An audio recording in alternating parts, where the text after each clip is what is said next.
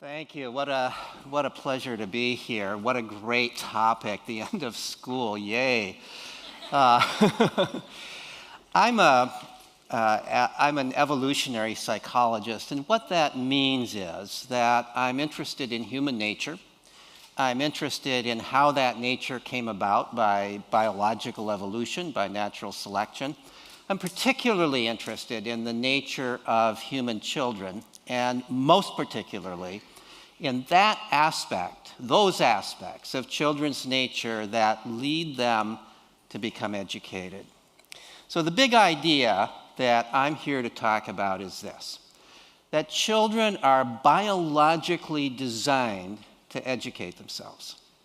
They do it joyfully through play, questioning, and exploration. We don't need to educate children. All we need to do is to provide the conditions that would allow them to educate themselves. The basic instincts of childhood, their playfulness, their curiosity, their willfulness, their sociability, have been honed by natural selection to serve the function of education.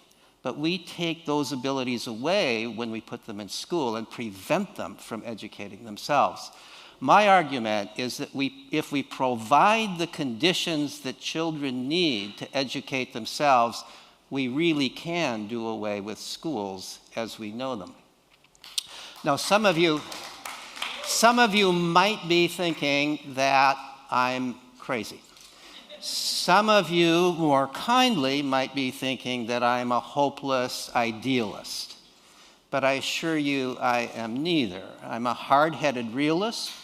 I've done a great deal of research on this topic. The idea that I'm talking about today is supported by a great deal of empirical observation and research, which is elaborated upon in my book, but which here I have just a few minutes to try to convince you is worth thinking about.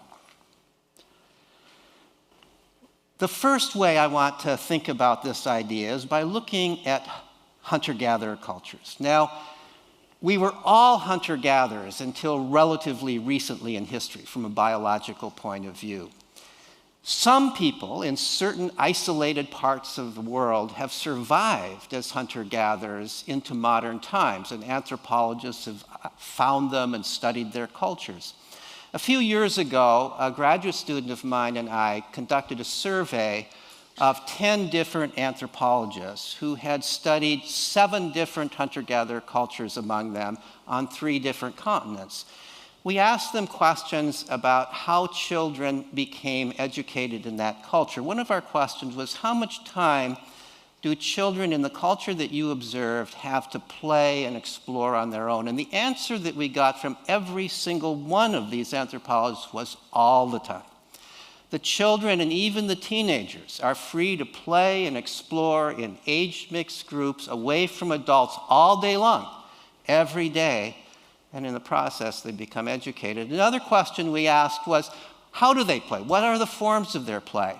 And what we found from that, from these anthropologists, was that they play at the very activities that are hardest to learn and are most important to learn for success in their culture. So they play at hunting and gathering and finding roots and digging them up. They play at building things like huts and dugout canoes and bows and arrows and musical instruments. They play at the music and dance and art of their culture. They play at those things that they have to learn to become educated. The anthropologists also told us, and I've seen it in writing many times, that they have never seen brighter, happier, more resilient, more self-reliant children than the hunter-gatherer children that they observe. So the question is, could this work in our culture? At first glance, you might think, of course it can't. We're not hunter-gatherers. There are things that we have to learn that hunter-gatherer children don't have to learn, like reading, writing, and arithmetic. And moreover, it's not so easy for children in our culture to be exposed naturally to all the skills and knowledge that's important to the culture. So I might think that it wouldn't work, except for the fact that for many years now I've been an observer and researcher at the Sudbury Valley School in Framingham, Massachusetts. This school was founded in 1968, so it's now been in existence for almost half a century. It has about 150 students at any given time, age 4 on through about 18. It has about 8 staff members, adult staff members. It operates on a budget that's about half of what the local public schools cost. And it accepts essentially all students who apply. So this is not elite education. This is eminently affordable. Now, the unique things about this school are the way it is administered and the educational philosophy of the school. The school operates as a participatory democracy. All of the school rules are made by a school meeting at which each student and each staff member has one vote, and the rules are enforced at a judicial committee, by a judicial committee which is modeled after the jury system of our larger culture. At any given time, there's one little kid, one middle-sized kid, a couple of teenagers, and one staff member on the judicial committee, and if somebody, whether it's a staff member or a student, violates a rule at the school, they're brought up before the judicial committee, which makes a decision about guilt or innocence and a decision about what the punishment might be if found guilty. So that's the way the school operates. In terms of the educational philosophy, it's essentially the same as that of a hunter-gatherer band. The school offers no curriculum, no tests, no grades, no substitutes for grades. It expects children to decide themselves what they want to learn, how they want to learn, what they want to do. If you were to go through the school at any given time of day, you might see scenes such as on this slide. You would see children in the art room making various kinds of art projects. You might find somebody cooking in the kitchen. You would always find some people in the computer lab. You might find somebody in the photo lab. You might find children building with blocks in the children's playroom. Children playing music in one of the music practice rooms. Kids drawing playfully at a blackboard. Children, young people maybe playing a game such as chess. Outdoors, you might find people playing down by the brook or climbing boulders or fishing in the pond or playing a game on the athletic field or strumming a guitar and talking and singing. In the winter, you might find people building a snowman or skating on that pond that they fished in the fall. You might also see them playing in more traditional playground ways. The key to learning at this school is age mixing. The children are not segregated by age. The older children are naturally drawn to the little kids, and the little kids are naturally drawn to the big kids.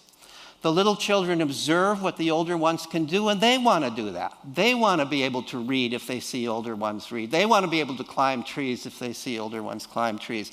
They also learn by interacting with the older ones. In age-mixed games, the older children are constantly scaffolding the behavior of the younger ones, bringing them up to higher levels of performance. So, for example, many children at this school learn to read because they play games that involve reading with kids who know how to read. And the kids who know how to read more or less teach them to read, not because they're trying to teach them to read, but because they almost need to do so to play the game. The advantage of age mixing also goes the other way. The older children are learning to care and be nurturant, to be leaders by helping the younger ones in this setting. And they're also being continuously inspired by the creativity and the energy of the younger ones. So the age mixing is as valuable for the older kids as for the younger ones. The best evidence that this school works comes from follow-up studies for the graduates. Quite a number of years ago, I, along with a colleague, David Chanoff, conducted one such study. We found essentially all of the people who had graduated from that school. Almost all of them agreed to be in the study. And what we found was that they were doing very well out there in the world. They had no problems in higher education if they chose to go that way. And they were in a wide variety of careers. They were essentially all of them very satisfied with their lives. Many of them, and this is really interesting to me, many of them were pursuing careers that were direct extensions of passions and interests that they had developed in childhood play.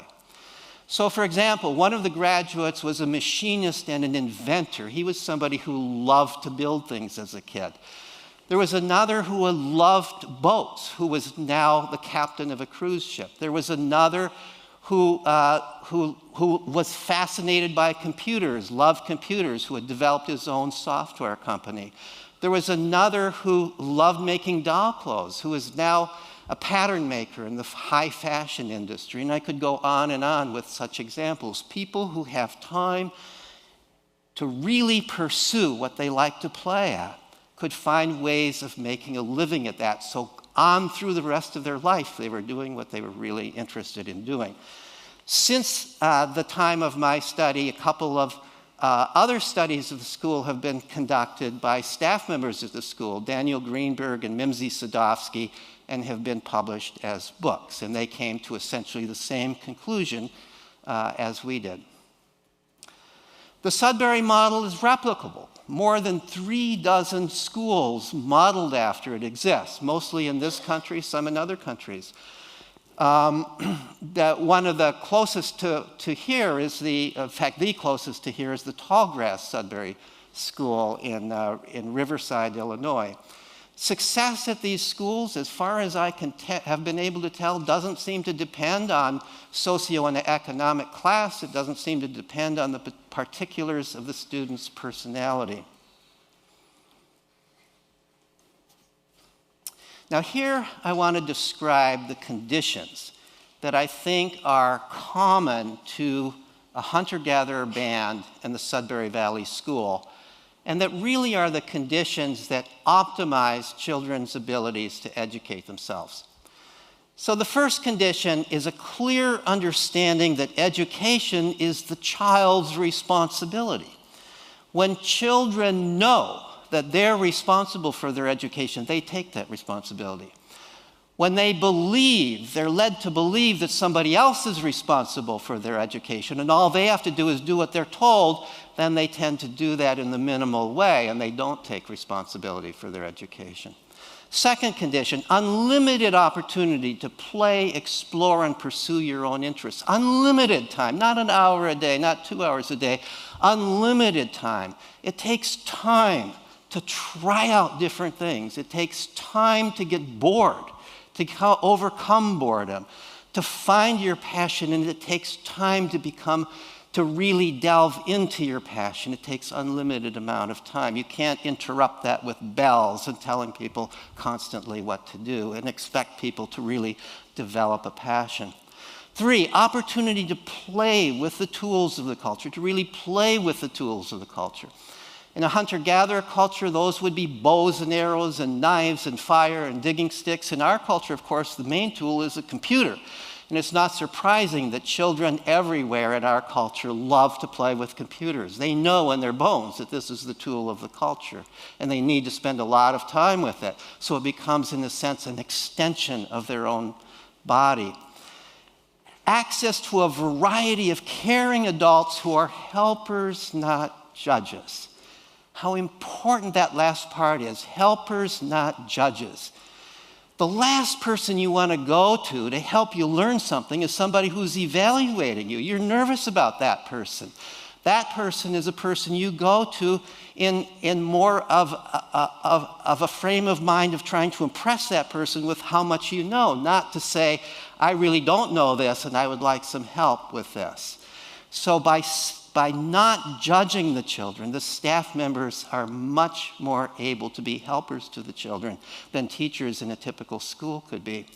Free age mixing among children and adolescents. I've already described that. That's absolutely key to the school. The school would not work if it were children all the same age, because children don't have much to learn from others who are the same age. They learn from children who are older and from children who are younger than themselves.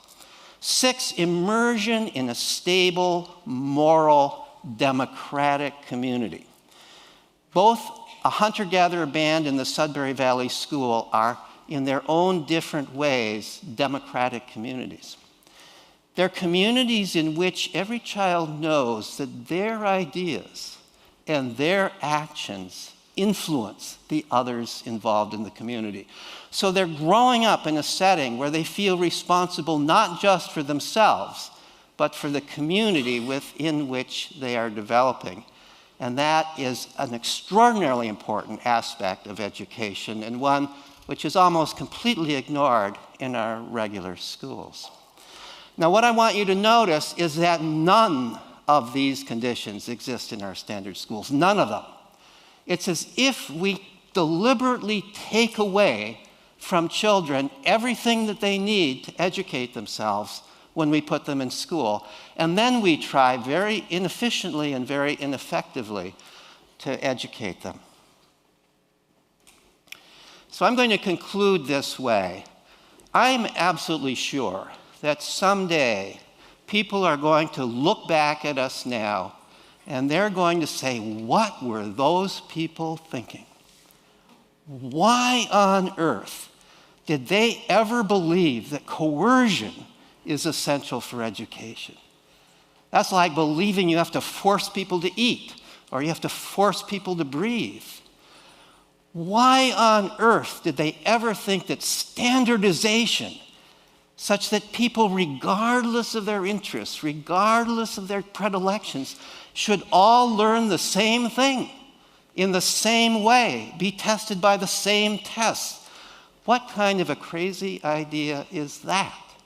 I'm sure that we will reach the day where people will look back and say that. I hope we reach that day sooner rather than later. I would like to see it come in my lifetime. And I hope that some of you, maybe really all of you, I hope, will play a role in bringing that time about before too long. And with that, I thank you for your kind attention. I thank you for being here.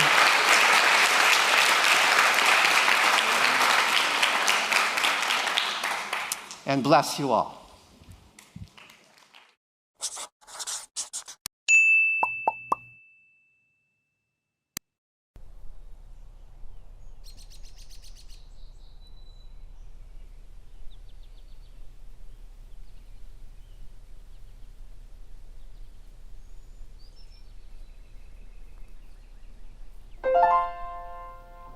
Are we gonna have an awesome day today?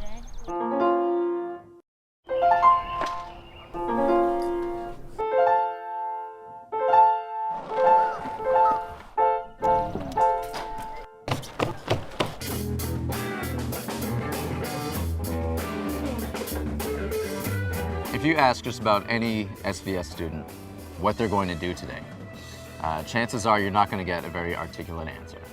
Maybe because they don't want to talk to you, but it's probably because they don't know. But if you ask them like what you're interested in, I mean, that's a whole different story. You'll probably get a very, very articulate answer.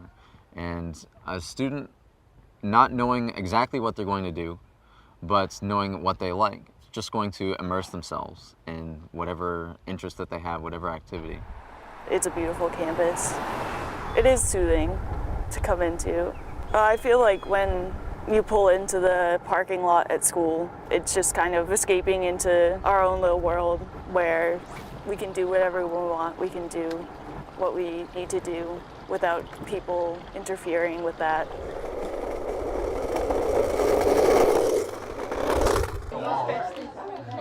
You see how many green cards we have? I gave you all of mine. We have like 20. There's lots of different types of kids who come to Sudbury Valley School. Some have been here their whole lives. Some have just been here a couple of years. I spent 4 years at Sudbury Valley, and in my thesis, I split up those 4 years into a different section, because each one I had a uniquely different learning experience, and I had a higher order of thinking every successive year. In my first year, I really spent most of that year just playing video games. One particular video game, actually. A lot of parents and a lot of people who don't know the Sudbury model ask me, well, don't kids just play video games all day? And like, well, what if my kid just plays video games all day? And I mean, that's exactly what I did, and I certainly have no regrets. I did have a pretty close-knit group of friends who all shared the same exact interests as I did, and we were intensely involved in that community. I mean, it was just like anything else that you would be really intensely involved in. It just happened to be video games for us. How do you control it? Here you go. How will you ever survive their onslaught of death? They're just evil bouncy balls. Why? Okay, I found a safe spot. I actually gotta fix this glitch. Yeah, well, in a couple minutes you'll be blown away by my programming prowess. We studied those video games just like an economist would study the stock market.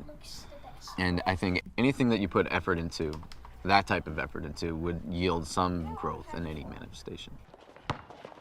A couple years ago at the picnic, I got together a 5-on-5 basketball game just because we had a lot of players here and it just seemed like a good idea. And after that was done, I realized I had a lot of fun. So when the school year started up, I just decided to start up my own basketball tournament. Hey guys, there's 10 seconds left. No one is forced to play. If you want to play, then we all have a great time. And there's little kids and there's big kids and there's medium-sized kids. We really try and make it as fair as possible. Athletics of the school take a big part in more than just my life. People are running around, playing tag, playing sports, throwing around frisbee, swinging.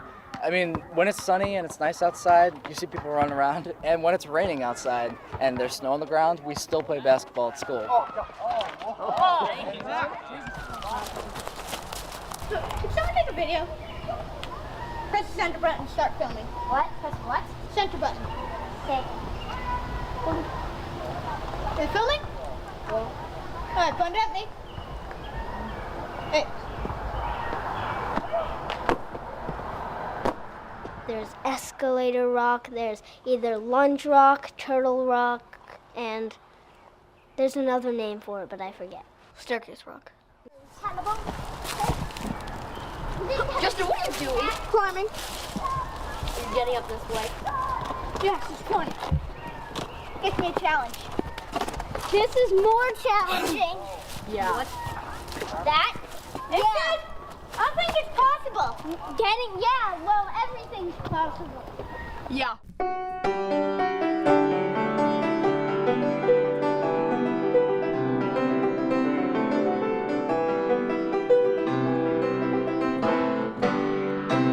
Before coming to Sudbury Valley School, I'd played guitar. It was a growing interest in the background. And then the summer after the first year, I spent some time at Berklee College of Music in a guitar program. And it was like I had used my ears for the first time. In my second year, I was spending lots more time rehearsing for the SVS music productions that we put on a couple of times a year, and I was focusing a lot on that stuff. And it shifted from that all video games to almost all music throughout that year, and that was my major focus. I really like being able to focus on something that really takes my interest and having as much time as I want really to focus on it or not focus on it if I'm not interested. Upside down. Good. And put something in there. Whatever color you want. I'm gonna mix colors. Can you mix it in here? Good. They actually took away my art program at my old school, and I couldn't get through the day without art, and now I can do it all day and I have the freedom to do it and to explore different mediums and explore different techniques. And I think that's really important in anything you do, to have that sort of freedom. Let's stop there. I think it's good, Elizabeth. I think what I'm going to do is hook you and June together at this point, because I just wanted to make sure that you were solid with the song, that you're solid. And she knows the piano part. Yeah. So now the two of you will put together an awesome band. Cool. I mostly play classical music. This year I've been focusing on Debussy, Haydn, and now I'm working on a Chopin piece. The moment I've got most of it roughed in, but I'm just working on this new section that I haven't really looked at before. I love having the pianos here at school because I can play just about whenever I want. There's a second piano up in the barn, so if this one's busy, I've always got another one. So I can practice for 3 hours a day if I want to.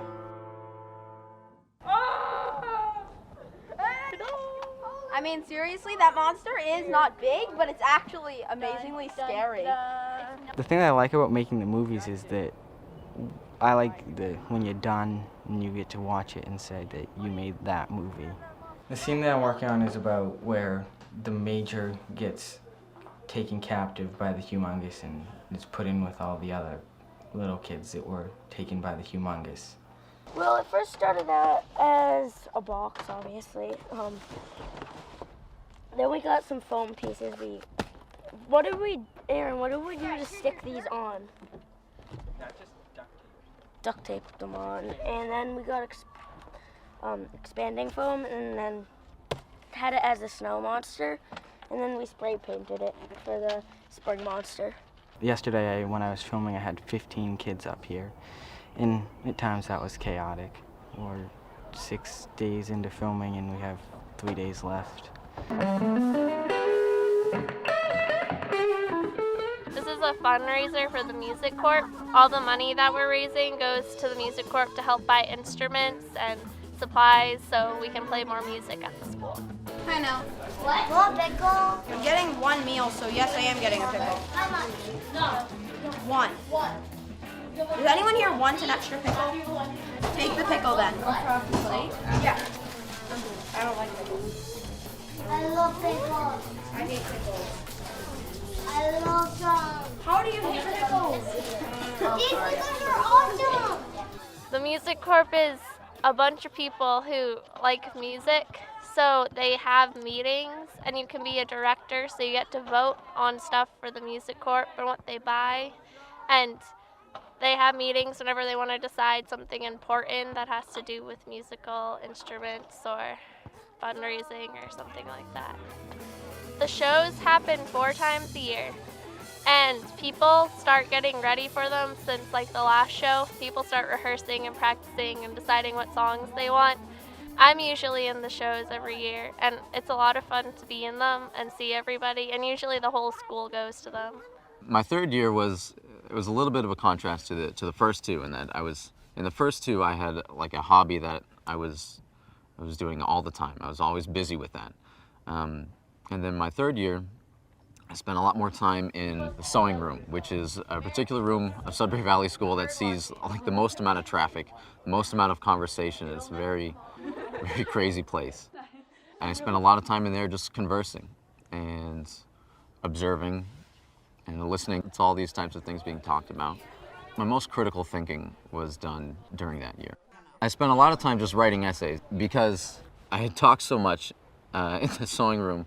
We had so many both strange and intense conversations. There was a lot of things that I wanted to not forget. A lot of quotes from the day. And at first I was just like jotting them down, and then eventually I was writing full essays in an effort to not lose any of the stuff that I thought was productive.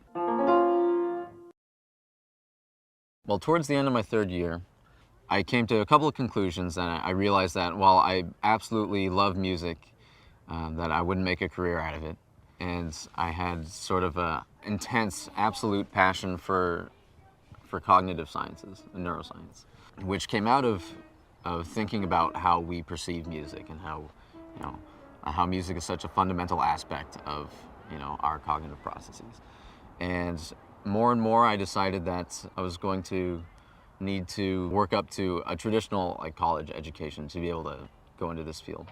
I call my fourth year like my adult year. I worked full-time job as a computer technician, but I also spent a lot of time formulating the plans and putting together what I would have to do, what I'd have to accomplish to be able to get accepted by a university. There's a quality about Sudbury Valley School kids that, whether they like it or not, they're absolutely unique. They have a really, really unique educational background. The school gave me the gift of time to let my own interests rise to the surface. When you sit down to paint, you don't just sit and paint. You have to think about what you're doing and why. Any creative effort, perhaps any effort at all, requires a great deal of thought, even reading a book. You don't just read a book, you think about what you read, otherwise you're doing it for nothing. The school gave us the gift of time to relax, to have those things come to the surface that were there. It gave us time for reflection, for the introspection that you need to really develop your own creativity. I think that's a remarkable thing.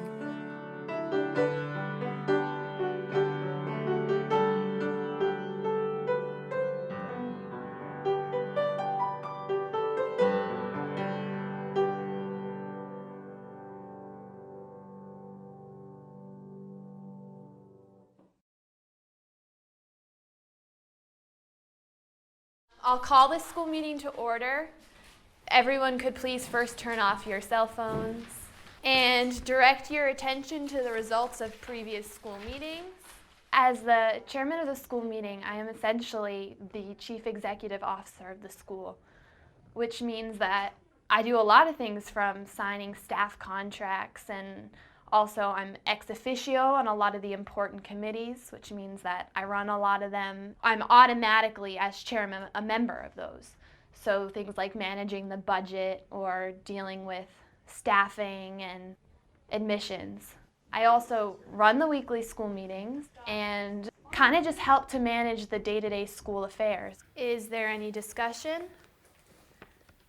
If not, we'll vote. All in favor? All opposed? Motion passes. The school meeting is extremely important because it's basically what runs the school. Everything is decided in the school meeting. And we've delegated to the JC to deal with judicial matters, and we've delegated to certain clerks and committees to deal with things. But ultimately, school meeting is the authority. Everyone that comes to the school is a school meeting member. Everyone has an equal vote. And I feel like the community of the school really teaches kids that they're just as equal as any other person here. And I think that translates in the school meeting. It doesn't matter if you're 4 or 16 or 75, everyone gets one vote. Everyone gets to talk, and we're all equals, and we make the decisions together by majority vote. The world and the school is constantly changing and evolving, and we do modify rules every now and then. And sometimes when we change one, we'll realize that didn't quite work out, and we'll go back and amend it or fix it. And sometimes we realize there's new issues in the world that need tending to. We think about everything, and we discuss everything, and we debate everything. And if we didn't have the structure that we have of having 2 motions, a well-run school meeting where everyone gets their voice heard, the decisions that we made would not be as good. So at every school meeting, we have an agenda like this, and it has everything that we plan to discuss, every item of business. Can we have a report from the clerks? Francis? We have 5 finished, 0 new, and 0 work in progress. So we are now discussing regular JC business, which usually takes about the bulk of school meeting. So the school meeting reviews all the reports and sentences and charges that the JC decided on. And sometimes they decide to change things, sometimes they don't. And we also deal with anything that has been referred to the school meeting. So that's usually more serious cases that the JC has decided they can't handle within their power. And then we move on to second readings, which is motions that we'll be voting on that day. And then written agenda, which is motions that were just put in, so we kind of discuss those and throw them back and forth, and then we'll vote on them next week. And then there's open agenda, which, if there's an issue that wasn't in the written agenda, anybody can bring up, so you can say pretty much anything on the floor. And when that's over, we're adjourned. It's exciting and it's interesting, but the reason that it's the most interesting to me is because I really care what's going on in school. I mean, a lot of people, when there's something going on in JC that they think is important, will go to JC, and the same thing with school meeting. And I think it's really, really great because I learned a lot from being JC clerk, and I am learning a lot from being school meeting chairman, and the whole process is one of the things that people benefit most from this school. Is there any discussion of the results?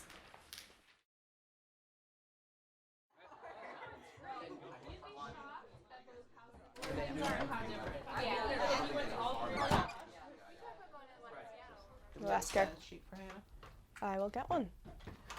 All right, we have Isabella. Stand over there. So Danny brought you up in the office yesterday. Isabella was screaming in the office and hall and screamed at me when I told her to calm down. Oh. What happened? Okay. I was in the office talking The to... JC is a group of kids and staff from the school, and we deal with when people break rules. And basically how the JC works is that if you see someone breaking a rule or they do something to you that you don't like, you can write a complaint, and then the JC reviews them, investigates them, and figure out kind of what happened and whether they broke a rule or not. It's kind of like jury duty in a way. You're chosen, you've got to show up on your day, 11 o'clock, you got to stay there through the whole thing. You get a vote, you get to sit there. And we have a staff that joins us, and together we all decide. We all make the decision, we all make the choice of what the people are going to get as their charge, as their sentence, and it all works out. All in favor? All opposed, report Motion passes. passes. All right, want to call Sam in here? The way they made that is just, I think, genius. I mean, you get all kinds of perspectives from a little kid that might see only certain parts of the problem, all the way up to a staff member who might see beyond the problem, or someone my age who might even understand my reasoning more so than other people. I mean, the best part about it is that it's not just a kid my age just saying, look, he's my friend, so I'm gonna let him off.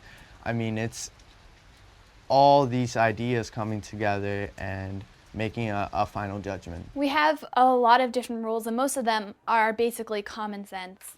But one of the biggest ones and one of the first ones we made was called infringement, which is basically that everyone has a right to, go about their day peacefully and be able to pursue what they want to pursue without people harassing them or being mean to them. So it's basically that you can't do anything to anybody that they don't want you to do. It's very nice to have this feeling in the community that if someone is bugging you or doing something you don't like, that you don't have to put up with it or you don't need to get an adult. You can say, stop or I'll bring you up. Well, when somebody writes a complaint, there's a line and they write witnesses. And so before we even call anybody in, the complainant, who's the person who wrote the complaint, or the person that they're writing the complaint against, we sort of talk about it as a JC and decide whether we want to talk to the person who wrote the complaint first, or maybe get one of the witnesses, sort of like, a bystander that wasn't really involved, especially if it's a complaint which, might be, well, so-and-so did this to me, but maybe he was provoked and the complaint doesn't say that. And you get to hear it from all sides and figure out really what happened from everybody, not just the people who were involved. And from that, you'll write a report that goes with the testimony. You could write in it what people specifically said, what they didn't. Back in public high school, you do something, and even if the principal might feel like you didn't necessarily do such a bad thing, sometimes he would stick to the rule book and even give you a really bad, weekend of coming to school or something like that when you were just like 5 minutes late to class or something. Here, for example, if you break a rule, even though there's no rule like that, you get to voice your opinion, and whoever wrote the complaint gets to voice their opinion. They get to actually come to a fair conclusion. I mean, you might have still broken a rule, so you will get a punishment, but it might not be as severe. It might not be, a strict, already set out rule book for that. So, I mean, that's just the best thing you could really ever ask for, I think, for being a person my age or even a little kid, So I definitely love that part about school, and I respect it a lot. I think there's definitely a satisfaction in, for me, working towards what the truth is, how you're going to get at it, how you're going to figure it out. And once you're done with it, it's an awesome feeling. I think that the school is really cool, and I think it's really cool how people are allowed to have a say in stuff. Because the person who got brought up and the person who wrote the complaint, they both get to say what happened, and then they get to agree if they think that's fair or not. I think one of the keys is that it's a government by the peers. And I think that's one of the things that really hits home with people. It's your friends and the people that you see every day and want to spend time with who are saying, hey, don't do that, I like you, but you really can't do that here. and you can't do it in your life. Hey, Nell, could you stand over there behind David? Thanks. There was a Hershey's candy bar wrapper littered yesterday with the initials ED. Okay. Do you ever get things initialed ED, or is it always ND? We are very clear about our procedures, and everyone knows them from the minute they come into the JC for the first time. It's explained to them, younger kids and older kids, and you know, a 6-year-old is going to understand how to deal with something on a procedural level. You know, they say this is how it's done, and this is the procedure, and this is what order everything's going to happen in, and they understand both, you know, in the JC and in the school meeting. And if they're going to go into something like that in life after leaving school, or while they're still at school, they're really going to understand that there is a procedure and that they have to follow it and how to follow it. It's explained to them. I think one of the things that sums it up is one of our most important rules is preamble, which says that all school meeting members are responsible for protecting the atmosphere of the school, which is of freedom and trust and fairness and order. That is just how we exist in school. We have a lot of rules, we really do. But all the rules are there to make sure that everyone can exist freely.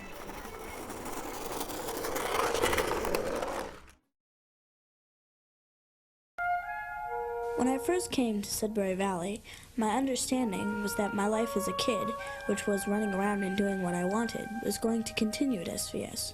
Instead of going to a school where I would be sitting down and learning things in a set order, with my time all divided up. To me, the whole idea of sitting down was just anathema. I was not into sitting down. I was a runaround kid. I was outside through most of my early school career, even in the winter, and I couldn't understand how the whole idea of being penned up related to being a kid at all. When you're a little kid, adults seem really tired and slow, and there's this big feeling that that's going to happen to you one day, so you'd better play and have fun while you have all this energy.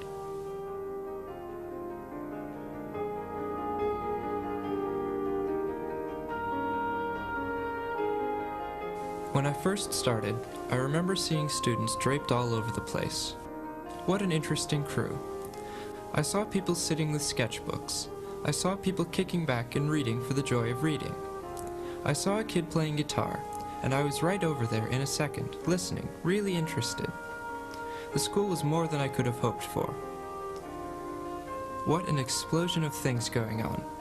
You could smell the fresh food being baked in the kitchen, and you could hear music being played upstairs, and you could go through rooms full of books and more books, and the pond, and just the way people were dressed and the way they looked. People were just letting it loose, not afraid to sit outside and read a book, or play a guitar, or be interested in something.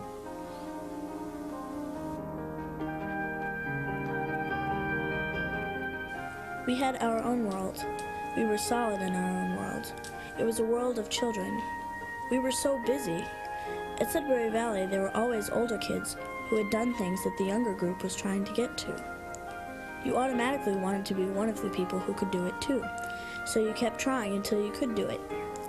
Everything was always, you have to get one step further. I don't know why.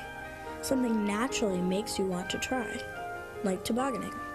Instead of tobogganing down this hill, you would toboggan down the hard hill, or you would go over the toboggan jump, or up at the rocks, you would jump across a wider ravine between two rocks. It was never stagnant. Everything was a challenge.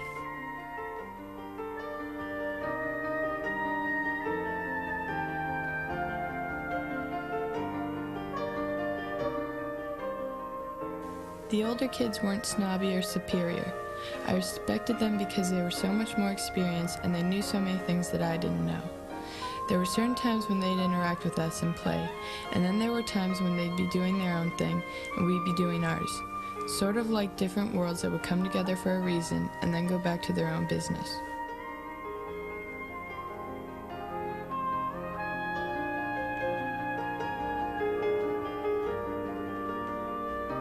Seriously, being at school here, it allows you to think, imagine, research what you like, to climb trees really high. Most importantly, so important that it takes up 2 of my fingers, have fun. I think my favorite thing about being a student here is the freedom to pursue your passion, which is like basically the school. You must just find what you want to do, and it's most likely happening, and if it's not happening, then you can make it happen. So that's the kind of freedom you have here. At the beginning, you're like, instead of doing school where kids do whatever they want all day and everybody's like, fun! As we all have this idea that if we don't get told like what to do and what to learn and how to learn it, that there is no learning, and there is learning everywhere. We're sold on a myth. All of us are, as parents, as kids. The myth is that if you attend school and you get good grades, then you go to college and you get good grades, that you're guaranteed success in life.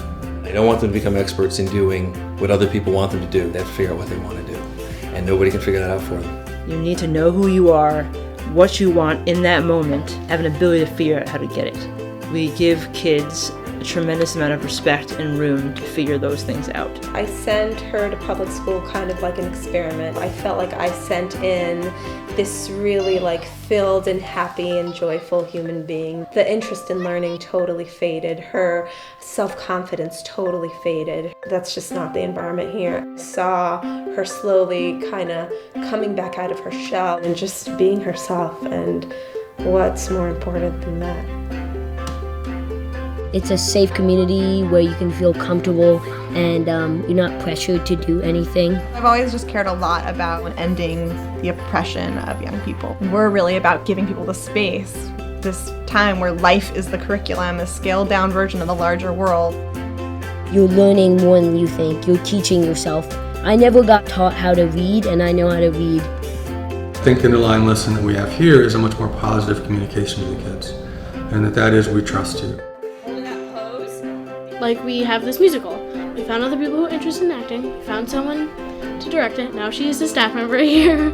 She loved it so much she couldn't help but stay. It's definitely a collaborative environment. 1, 2, 3, I try as hard as I can because I wanted to do this. I asked to do this. I got into this. I just joined Sudbury this year. I'm interested in digital art. I'm at a place where I can really explore what I want to do, and I can get better at drawing and writing and my photography, so I can really focus on like the creative aspects of things.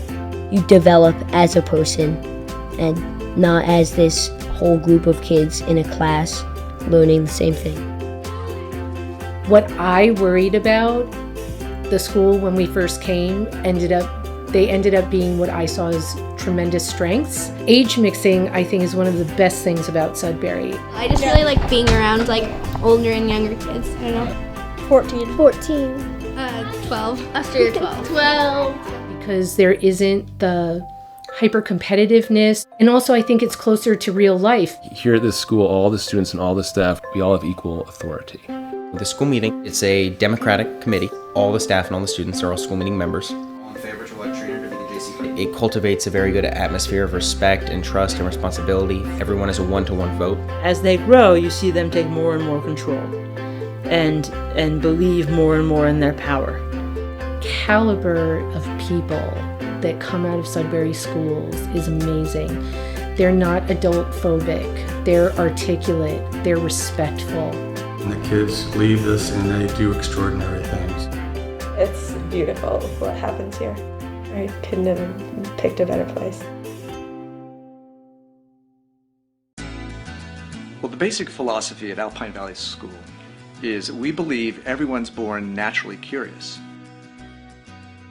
All we do is to create a safe and supportive environment where that creativity or that curiosity can flourish, where students can be treated as the individuals that they are and respected accordingly, and where they can learn what they most need to learn in the ways and at the pace that are most appropriate for them.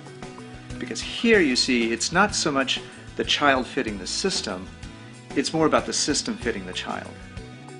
Alpine Valley changed my life. I came into the school very withdrawn, very unsure of myself. By the first week, I had just blossomed. There just was this unfolding of this feeling of tremendous self-worth and appreciation, and that people saw me and liked me for who I was, and not, that I had performed a certain way on a test, or that I had, competed in sports, that it was just me, and that was good enough. And so that was a huge change for me, and one that I think has dramatically affected the rest of my life, that I still have that feeling of just intrinsic worth and happiness. I've spent my adult life working with adults, trying to reconnect them with their sense of personal purpose, what they care about, who they are, their own sense of authenticity. And it occurred to me, why do we have to do this? It's because when you put children in a typical educational system, you break them away from their sense of self. You separate them from their sense of passion, who they are, what they care about. And when we learned about Alpine Valley School, we thought, wait a minute, here's a place that actually encourages and supports children in their own integrity, their own authenticity. This is about kids. This is an education based on the child, driven by the child, inspired by children, really. And yet there's this community and this place for that to happen.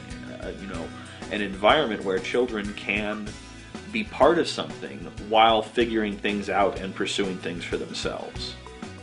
There's no other school like Alpine Valley.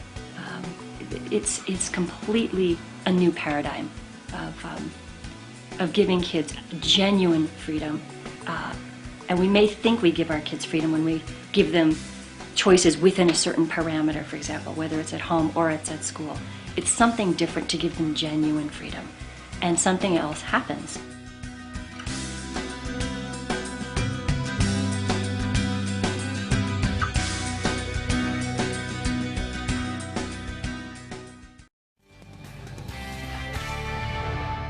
Today, the most radical form of schooling is something called unschooling. Homeschooling where the parent doesn't teach and there are no tests. The kids do whatever they want. And I was surprised to learn there are also schools that practice that. Kennedy checked one out in Massachusetts. If I show up for school, what's my day? Beats me. At Sudbury Valley School, there are no classes, no tests, and no curriculum. Students are only required to show up for 5 hours a day. When you get here, you have to check in. Okay. And when you leave, you have to check out. These are the only half-days in the day. It's just so amazing to just come here every day and know that I can do whatever I want. Sometimes what they want to do is play video games. Others play music for hours. Why did you start Sudbury Valley School? We had children. My wife and I had children, and our oldest child was getting to be school age. And it was a horrible prospect to put them through the regular school system. They do their best to destroy the natural interests, curiosity, and passions of children. Here, nothing is forced on kids, not even learning to read. Don't you think children will figure that out? I learned to read when I was probably 11. Yeah, I taught myself how to read. Oh, really? Yeah. How did you do that? I don't know, I just tried and tried.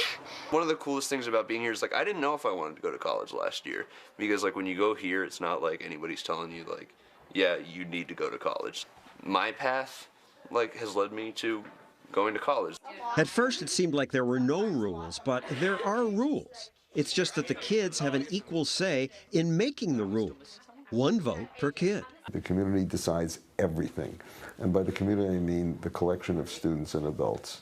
There is no hierarchy here whatsoever. When they opened the school, everyone was skeptical. The lead lawyer was pacing back and forth on the floor. He said, 4-year-olds have the vote. My God, they'll just vote candy for themselves. The school will never run. But that's not what happens. The kids run a court system. So this is the meeting of the Judicial Committee. Yep. It's basically a school courtroom. Yeah, so instead of going up and telling a teacher, blah, blah, blah, did this, it's like a whole meeting. But I'm so surprised they don't vote themselves candy if they really have this control. Well, it's interesting because since they govern themselves, they're in charge of their own education, the kids are really in charge of the school, and they're much harder on themselves than any teachers or administrators would be. And you have kids ranging in age from 4 to 19. A bunch of 19-year-olds don't want 4-year-olds bouncing off the walls all high on sugar. And we showed the kid playing video games. I would think, I mean, my son would have spent all day playing video games. Yeah, that would be my worry, sending my girls to a school like this. And I think most parents feel that way. I was really surprised to see that many kids were gathered all different ages around computers with each other. They were collaborating. Many of them were in the art studio. They were painting. They were playing music. All right, painting, playing music, but were any learning math and difficult things? They say they do. I mean, it's a hard thing for an outsider to measure. We saw kids who were engaged on computers. They weren't necessarily playing computer games. They might have been doing really intense academic research, and many of them were sitting around reading by themselves. And they must learn something because the parents choose this. It's a private school. They have to pay $8,000. They do, and there are parents who are obviously non-traditional, for whom public school doesn't work. They don't like the model. It doesn't work for their kids. So they seek this school out as a way for their kids to really be in charge of themselves. And they trust, the trust is the most important thing. They trust their kids will learn. And most do go to college. 85% of them, we were told by the founders, go on to college. Now, I'd be nervous about enrolling my kids in an unschool. Parents told Kennedy what convinced them is that this school gets kids to like learning. What is it about the school that attracted you? Well, he wants to come, which has not been the case in several other schools. He told me the other day, he's like, Mom, wake me up for sure. I was like, who are you? What have you done with my teenager who sleeps till 2 in the afternoon? It teaches you the real world. What did you do in public school that's different from here? Everything's different from public school. Yeah. Here. Because you get to have fun all day. Go to a public school and you watch kids come out for recess and they're like being let out of prison. Our kids aren't like that. They're not in prison. They don't have to be like that. How would you describe your school? Awesome. Your friends who go to other schools, are they jealous? Yes. Yes. If you were going to build your perfect school, what would it be like? This. Would it? Yeah, definitely. All right, the kids say it's perfect, but you want to go to college. The colleges want a transcript, grades, a Yeah, there are no record. grades, there are no transcripts, there are no classes. There's nothing like that. They prepare themselves for the SAT. They teach themselves higher math. They organize their own education. Sometimes they kind of cram it in the last year, but they manage to get into college when they want to go. There are now dozens of schools like this around the world. It's hard to measure success when they don't take the standardized tests, but the fact that this is not new. That school was how old? It's been around since 1968. So and 40 they said years old. And the hippies were the ones who gave them the hardest time. So they have survived and thrived regardless of people's political affiliations trying to keep them down. You have kids. Would you send them? I would think about non-traditional methods, and I was certainly intrigued by it, but like the founder said, there's a giant chasm to overcome in order to trust your kids to go there. I don't think I've overcome that chasm quite yet, but it is interesting.